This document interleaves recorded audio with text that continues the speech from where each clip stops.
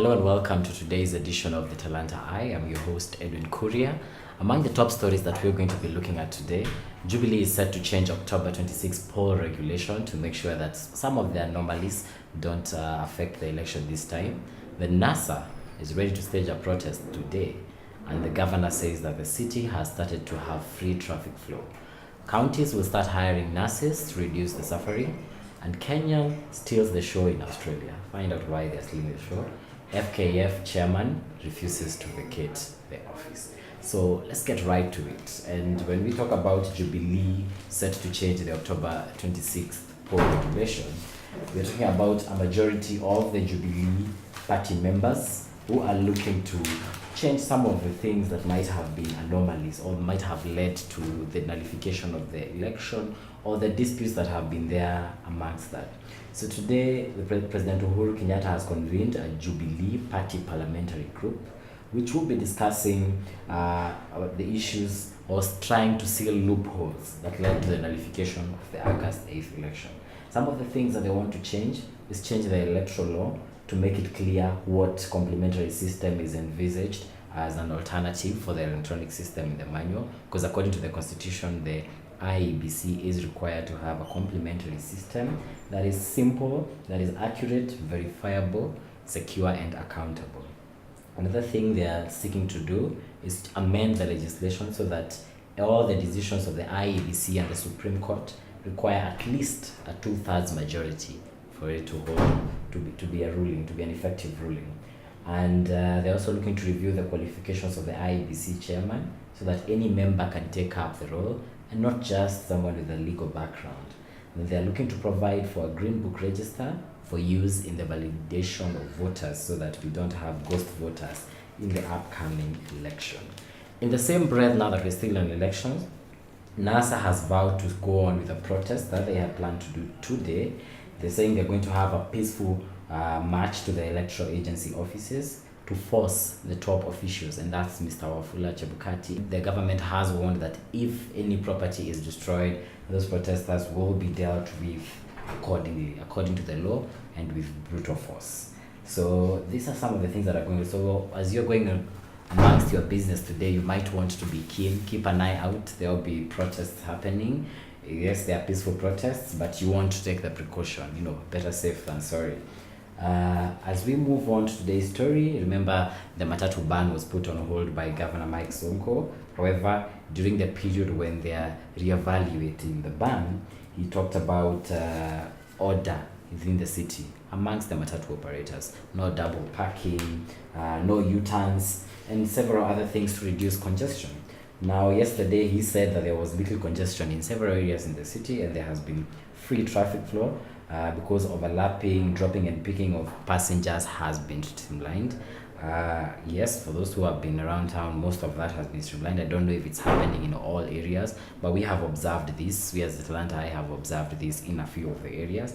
And I think if we go this way, even as we figure out a permanent solution, because what is happening right now is just a temporary solution. As we figure out a permanent solution, this might be working we might be moving towards a great direction. And we know most of the economic losses happen as people are stuck in traffic. So it would be a good thing to mitigate that. Now, the ongoing nurses strike has crippled and paralyzed medical services across counties in the country.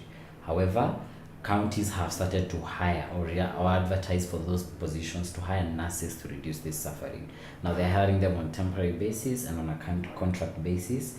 And two counties, that is the Embu and Nakuru County, have spearheaded that activity. In fact, the Nakuru County advertised 300 positions in the county. That was done by the Nakuru Governor, Lee Kinyanjui. And I think it's a good move because so many negotiations amongst counties have tried to occur, but nothing is changing. This ongoing nurses strike has been there for a long while. There's been loss of several lives, and it's very sad to see that happening in our medical sector. So it's good that there are counties that are taking measures to ensure that their people are not at a disadvantage and that people are able to access medical services. Some of the people who've been suffering the most are women in the maternity wards, because we've had so many cases of either mothers losing their children or both the mother and the child dying. and that's a very sad story. However, on to some positive news. Kenya stole the show in Australia, and this time we did steal the show for any political news. We did not steal the show because anything outrageous was happening. No, Githeri man has not pulled any other stunt, but it's because we displayed genuine gems at Australia. So this happened at the 15th Africa Down Under Conference, which was held in Perth, Australia. Now the Kenyan exhibitors got so many people attracted to our stand because out of the 23 countries that had exhibitions going on, only Kenya exhibited real gemstones, and that opens up a lot of talk about the investment opportunities that lie in that area.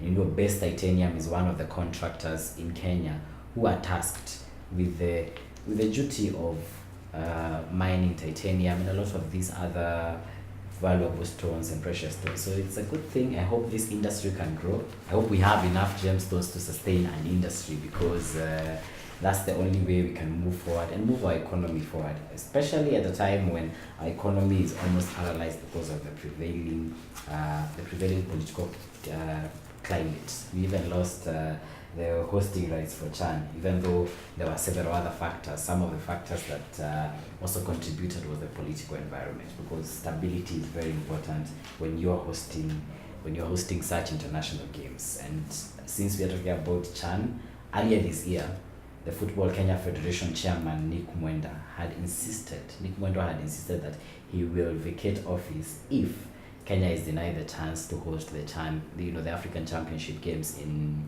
2018. And now yesterday he pulled a U-turn and backtracked. In fact, he said that there is no way, they can say so many things, but there is no way he's resigning, that he knows there are a lot of people who want him to leave office, but he cannot attribute the loss of the rights to host Chan to his performance. And so he's not going anywhere, he's staying put, he's going to be in his office, despite several calls and several lobbies for him to leave office because of failing Kenya in such a manner. In fact, most of the people are calling it the shame of the country, displaying what we have to offer, having the confidence, only for us to embarrass ourselves by not being ready to do that. So let me know what you think about the stories that we have discussed today. Let me hear your voice on this. Interact with us down below in the comment section. Also, tell us more other stories around you and other stories that we may not have touched on, so that we can keep the discussion going. Until tomorrow, this has been the Talanta Eye.